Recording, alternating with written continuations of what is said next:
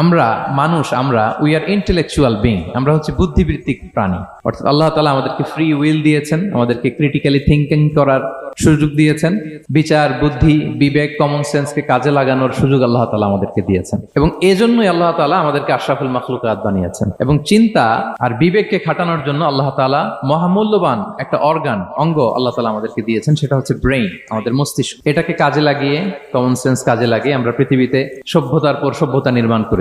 পৃথিবীতে মানুষ ছাড়া অন্য কোনো প্রাণী কি এটা করতে পেরেছে? এবং আপনি শুনলে অবাক হবেন, আমাদের এই যে ছোট্ট ব্রেইনটা, খুব বেশি না কিন্তু ওজন, একটা প্রাপ্তবয়স্ক মানুষের human brain on an average 3 pounds, মানে 1.5 কেজি। এই 1.5 কেজি ওজনের ব্রেইন দিয়ে আমরা পৃথিবীতে এই সভ্যতাগুলো বিনির্মাণ করেছি। আমাদের এই ব্রেইনের মেমোরি ক্যাপাসিটি, মেমোরি স্টোরেজ অনেক বেশি। বিজ্ঞানীরা গবেষণা করে ওনারা জানিয়েছেন যে আমাদের হিউম্যান ব্রেইনের মেমোরি হচ্ছে 2.5 পেটাবাইটস। আপনারা মেগাবাইটের নাম শুনেছেন, গিগাবাইটের নাম শুনেছেন, পেটাবাইট হয়তো অনেকে শুনেন না।